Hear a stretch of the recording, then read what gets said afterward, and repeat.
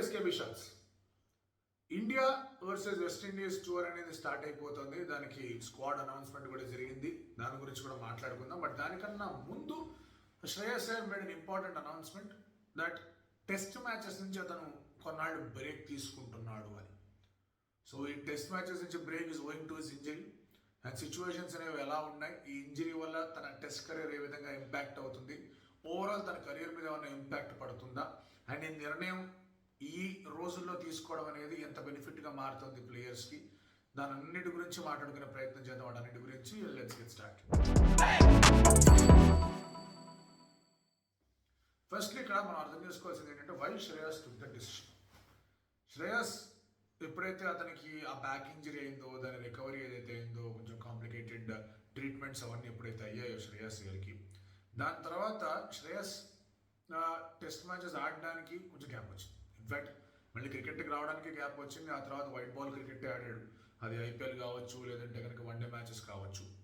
ఆ తర్వాత మళ్ళీ for Shreyas Iyer test matches ఆడడానికి టెస్ట్ మ్యాచ్లో సెలెక్ట్ కాలేదు. ఇంగ్లాండ్ వరకు సెలెక్ట్ కాలేదు తను. ఎందుకంటే అక్కడ తన ఫామ్ అయితే అంతగా స్ట్రాంగ్గా లేదు. డొమెస్టిక్ క్రికెట్లో కరుణ్ బాగా ఆడాడు. అలాగే Sai Sudarshan left hander and top order ఎక్కడైనా కూడా ఫ్లోటర్గా ఆడొచ్చు అని చెప్పేసి ఆలోచనలో ఉంది. Did not get selected. దాని గురించి అప్పుడే మాట్లాడేసుకున్నాం. తర్వాత ఏమైంది, ఇతను ఏషియా కప్ ఎందుకు సెలెక్ట్ కాలేదని చెప్పేసి పెద్ద దుమారమే లేచింది. దాని గురించి కూడా ఎక్స్ప్లెనేషన్ ఇచ్చే ప్రయత్నం సెలెక్టర్ చేశారు. వాళ్ళు మాట్లాడే దాని గురించి మనం డీ కూడా చేశాం. మనం 2-3 వీడియోలు చేసాం శ్రేయస్ అయ్యర్ గురించి. ఇప్పుడు ఏమైంది, Shreyas Iyer was made the captain of the A tour. Australia వచ్చినప్పుడు ఇండియా ఆస్ట్రేలియా టెస్ట్ మ్యాచెస్కి, ఇండియా ఆస్ట్రేలియా వన్ డేస్కి వాటన్నిటికి కూడా Shreyas he's been name the captain. So Shreyas Iyer ఎక్కడ వాళ్ళ స్కీమ్ ఆఫ్ థింగ్స్ నుంచి బయట లేడు. Contrary to the popular belief ఏదైతే బయట ఉందో దట్ వీళ్ళకి ఎవరు శ్రేయస్ అయ్యర్ ఇష్టం లేదు, శ్రేయస్ని తీసుకోవట్లేదని, they will not make him the captain. నేను ఓడిఐ టీంలో శ్రేయస్ అయ్యర్ని కాదన్నాను కూడా ఏమీ లేదు. కోచ్కి అతనికి విభేదాలు ఉన్నాయి అనుకుంటే ఛాంపియన్స్ ట్రోఫీ ఆడేవాడు కాదు. అంత పెద్ద ఇబ్బంది ఏమీ లేదు అక్కడ. ఛాంపియన్స్ ట్రోఫీ ఆడేవాడే కాదు. T20 విషయానికి వచ్చేసరికి it's very clear that why Dube has been selected ahead of Shreyas Iyer. The bowling abilities. Shreyas Iyer could not bowl. ఇప్పుడున్న బ్యాక్ ఇంజరీ వల్ల శ్రేయస్ అయ్యర్ బౌలింగ్ చేయడానికి కొంచెం ఇబ్బంది అవుతుంది. అండ్ శ్రేయస్ అయ్యర్ దానివల్ల అర్థం చేసుకొని ఈ రియలైజ్ దట్ ఎక్కువసేపు కనుక రెడ్ బాల్ క్రికెట్తో నేను టైం స్పెండ్ చేశానంటే మై లాంజివిటీ అనేది తగ్గిపోతుంది. ఎక్కువ రోజులు నేను ఆడలేను. కాంప్లికేటెడ్ ట్రీట్మెంట్ తర్వాత 5 రోజులు ఆడడం, ఒక 200-300 బాల్స్ వరకు ఇన్నింగ్స్ ఆడడం, బ్యాటింగ్ చేయడం అనేది కష్టం అవుతుంది అని చెప్పేసి అది నిర్ణయానికి వచ్చాడు. ఈ నిర్ణయానికి రాకన్నా ముందు అతను ప్రాక్టీస్ కూడా చేశాడట. CCIకి వెళ్ళి అక్కడ ప్రాక్టీస్ చేసిన సందర్భాలు కూడా ఉన్నాయంట. ఒక 250-300 బాల్స్ ఫేస్ చేసిన సందర్భాలు ఉన్నాయి. మ్యాచ్ సిమ్యులేషన్ ఎన్వైర్మెంట్లో కూడా ఎట్లా ఆడాలని చెప్పేసి ఒక ప్రయత్నం చేశాడని చెప్పేసి కూడా వార్తలు వచ్చాయి. Which means he has not given it up right away. ప్రయత్నం చేశాడు. అక్కడ క్లియర్గా అతనికి అర్థమవుతుంది దట్ ఆ బ్యాక్ అనేది కొంచెం ఇబ్బంది క్రియేట్ చేస్తుంది. అండ్ 3-4 డేస్ రిగరస్గా ఫీల్డ్ మీద ఉండాల్సి వస్తుంది. ఆ తర్వాత బ్యాటింగ్గా చేయాల్సి వస్తుంది. సో దానివల్ల డెఫినెట్లీ ఆ లోడ్ అనేది అతని బాడీ తీసుకోలేదు. అందుకే కాస్త గ్యాప్ ఇస్తున్నాను నేను అని చెప్పేసి అతనే స్టేట్మెంట్ ఇచ్చాడు. నా వరకు ఏంటంటే I did not given that statement probably West Indies టూర్కి పిక్ అయ్యేవాడేమో.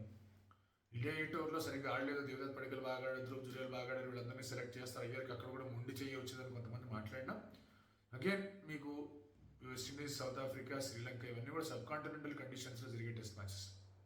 అక్కడ అయ్యర్ చాలా బాగా ఆడగలడు because is a very good player of spin.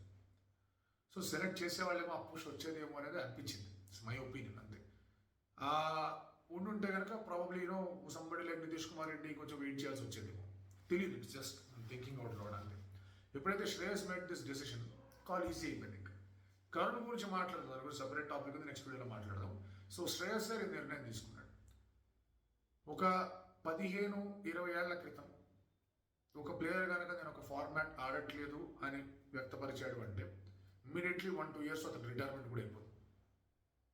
But ఇప్పుడు Indian cricket is in such a state where ఒక ఫార్మాట్ నేను ఆడను, ఒక ఫార్మాట్ నుంచి బ్రేక్ తీసుకుంటున్నాను అని చెప్తూనే financially cricketers are very secure. కొంచెం టాప్ లెవెల్కి వెళ్ళిన cricketers are very very secure. Normal Ranji cricketers, age group క్రికెటర్స్కే కొంచెం మంచి అవకాశాలు అనేవి వస్తూ ఉన్నాయి, కోచింగ్లో అవకాశాలు వస్తున్నాయి, Ranji trophy payment has increase. So cricket ఆడుతున్న వాళ్ళకి definitely there is a good security. But top లెవెల్కి వచ్చిన వాళ్ళు సెక్యూరిటీ కన్నా కూడా దెర్ ఇస్ ఇనఫ్, దాన్ని ఏమంటారు, లగ్జరీ అనడానికి లేదు. ఎందుకంటే లగ్జరీ డిపెండ్స్, అది చాలా కొంతమంది లగ్జరీని కొంచెం వేరే అర్థాల్లో కూడా తీసుకుంటారు. బట్ దాన్ని ఏమంటే వెసులుబాటు ఉంది, వేర్ యూ కెన్ సే ఈ ఫార్మాట్ ఆడలేను ఇంకా, but you can still continue. Shreyas Iyer is good, ఒక మంచి 5-6 years ఆఫ్ గుడ్ కెరీర్ అతను ఆ టెస్ట్ మ్యాచెస్ ఆడితే అది 1-2 ఇయర్స్తోనే కొంచెం ఇదైపోతుందేమో అని చెప్పేసి అతను ఆ నిర్ణయం తీసుకున్నాడు. చాలా మంది ఏమంటారంటే ఐపీఎల్ 27 కోట్లు వస్తున్నాయి కాబట్టి ఆ నిర్ణయం తీసుకున్నాడు, అన్ని కోట్లు రాకుండా ఉంటుంటే టెస్ట్ మ్యాచ్ ఆడకుండా ఉండేవాడు అని చెప్పేసి కూడా మాట్లాడేవాడు. డెఫినెట్లీ ఆడకుండా ఉండేవాడు. అన్ని కోట్లు రాకపోయినా కూడా బీసీసీఐ సెంట్రల్ కాంట్రాక్ట్ ఒకటే ఉన్నా కూడా, బీ కాంట్రాక్ట్ ఉన్నా కూడా ఆ నిర్ణయం తీసుకునేవాడు. ఎందుకంటే end of the day life అనేది క్రికెట్ తర్వాత కూడా ఉంటుంది. It is beyond cricket. Cricket ఆడుతున్నంత వరకు క్రికెట్ చాలా చేస్తుంది, క్రికెట్ ఆడిన తర్వాత కూడా క్రికెట్ ఎంతో కొంత మేలు చేస్తుంది, ఎటువంటి సందేహం లేదు. కానీ but there is something called life which is beyond cricket. మీకు ఫ్యామిలీ ఉంటుంది, మీకు మీ పర్సనల్ హెల్త్ అనేది ఉంటుంది, ఆ తర్వాత మీరు ఏదో చేయాలనుకుంటారు, అకంప్లిష్ చేద్దాం అనుకుంటారు. స్పోర్ట్స్ మ్యాన్ లైఫ్ అనేది చాలా తక్కువ ఉంటుంది. ఆఫ్టర్ 40 వాళ్ళు వేరే పనిలో నిమగ్నం అయిపోవాలి, ఏదో ఒక పని. సో అంత లైఫ్ ఉన్నప్పుడు you do not want to compromise on that. And ఒకవేళ ఆడుతూ ఆ ఇంజరీ అగ్రివేట్ అయ్యి మళ్ళీ ఇంకొక ట్రీట్మెంట్కి వెళ్ళాలంటే కనుక అది చాలానే రిపర్కషన్స్ వస్తాయి, దానివల్ల చాలానే ఇబ్బందులు వస్తాయి, చాలానే కాన్సిక్వెన్సెస్ ఫేస్ చేయాలి. అవన్నీ చేయడం ఎందుకని చెప్పి శ్రేయస్ అయ్యర్ కాల్ తీసుకున్నాడు. దానికి ఇండియన్ క్రికెట్ అనేది ఏ స్థాయిలో ఉందో ఒకసారి ఆలోచించుకోండి. ఇంతటి స్థాయిలో ఉంది కాబట్టి అతను ఒక ఫార్మాట్ ఆడకపోయినా కూడా ఐపీఎల్ నుంచి 27 కోట్లు వస్తే, సెంట్రల్ కాంట్రాక్ట్ నుంచి ఎంతో కొంత వస్తే, still making 30+ crores. Central contract తీసేసి ఇప్పుడు ఎట్లాగో టెస్ట్ ఆడకపోతే సెంట్రల్ కాంట్రాక్ట్ తగ్గుద్ది, మళ్ళీ సి కాంట్రాక్ట్కి వస్తాడు. ఎందుకంటే ఓన్లీ 1 ఫార్మాట్ ఆడతాడు కాబట్టి. T20 కూడా there might be a chance, but కొంచెం కష్టంగానే ఉంది. బట్ ఇమ్మీడియట్లీ ఐపీఎల్ ఆడుతున్నాడు కాబట్టి శ్రేయస్ అయ్యర్ ఇట్లా ఆడుతున్నాడని చెప్పడం అది ఇన్సెన్సిటివ్ కామెంట్స్ అవుతాయి. ఏ ప్లేయర్ కన్నా కూడా ఇంజరీస్ అనేవి ఆర్ లిటిల్ డివాస్టేటింగ్. చాలా మంది కెరియర్స్ ఆగిపోయిన సందర్భాలు ఉన్నాయి.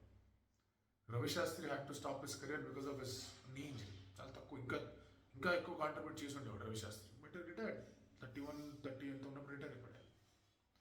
చాలా మంది పేస్ బౌలర్స్ లోడ్ అనేది తీసుకోకుండా వాళ్ళు కూడా చాలా యంగ్ ఏజ్లోనే వాళ్ళు కూడా రిటైర్ అయిపోతూ ఉంటారు. బ్యాట్స్మెన్కి లాంజివిటీ ఉందనుకుంటాం కానీ చాలా మంది బ్యాటర్స్ వాళ్ళకి స్పేస్ లేకుండా వాళ్ళు కూడా పక్కకు చేసి రిటైర్ అయిపోయిన సందర్భాలు ఉన్నాయి. So there is life beyond cricket retirement, అది అర్థం చేసుకోవాలి. అది శ్రేయస్ అయ్యర్ అనుకున్నంటే లెట్ మీ ఇంక్రీజ్, నేను ఎక్కడైతే ఫిట్గా హ్యాపీగా ఆడగలుగుతున్నానో అక్కడ నేను ఇంకా గట్టిగా కాంట్రిబ్యూట్ చేస్తాను నిర్ణయం తీసుకున్నాను. దాన్ని మెచ్చుకోవాలి. అండ్ అది ప్రూడెంట్ డెసిషన్ అంటారు కొంతమంది, అది చాలా సెన్సిబుల్ డెసిషన్ అంటారు, చాలా తెలివిగా ఆలోచించిన నిర్ణయం తీసుకున్నారంటారు. బట్ ఓవరాల్ పిక్చర్ చూస్తే కనుక అది ఆనెస్ట్ డెసిషన్. నిజాయితీతో ఆ మాట చెప్పాడు.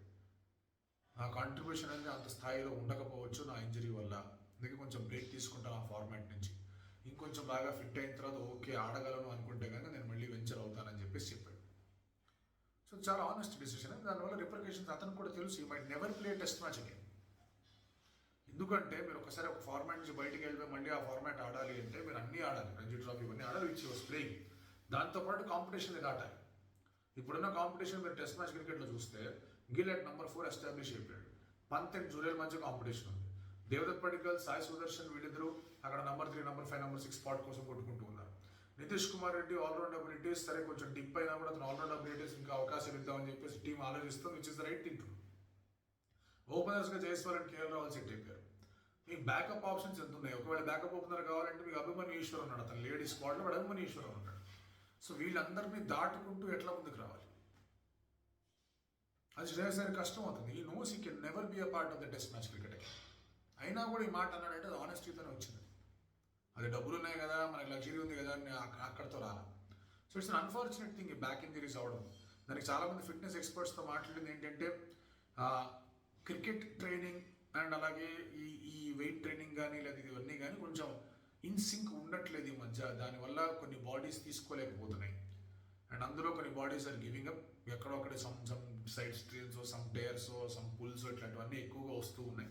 దాని మీద ఇంకొంచెం ఎక్కువగా ఫోకస్ చేయాల్సిన అవసరం ఉంది. సో దాని గురించి మరి ఏ విధమైన చర్యలు ఇక్కడ ఎన్సీఏ కానీ ఫిట్నెస్ ఎక్స్పర్ట్స్ కానీ వీళ్ళందరూ తీసుకుంటారో తెలియదు. కానీ this has been an increasing case ఇండియాలోనే కాదు, అన్ని చోట్ల ఆల్ క్రికెటింగ్ నేషన్స్లో జరుగుతాం. సో అది చూసుకోవాల్సిన అవసరం ఉంది. But this is Shreyas Iyer's honest decision అనేది నా feel.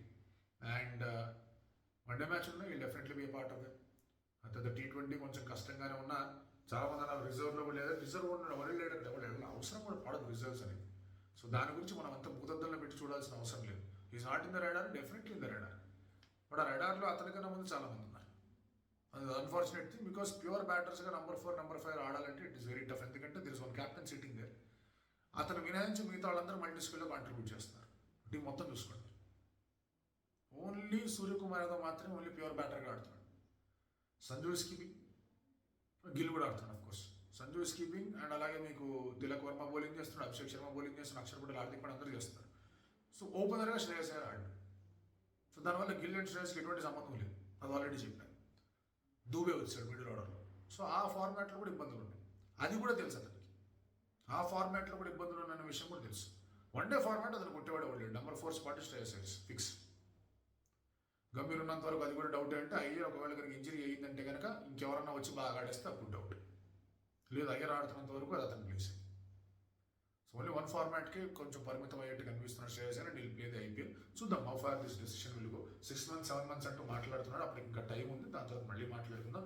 Next day will speak about West Indies కి అగేన్స్ట్గా ఇండియా స్క్వాడ్ అనేది ఎలా ఉంది. ఆ తర్వాత రేపు పొద్దున ప్రివ్యూ, రేపు ఎలా రేపే కదా మ్యాచ్, వాళ్ళు రాత్రి ప్రివ్యూ వస్తుంది.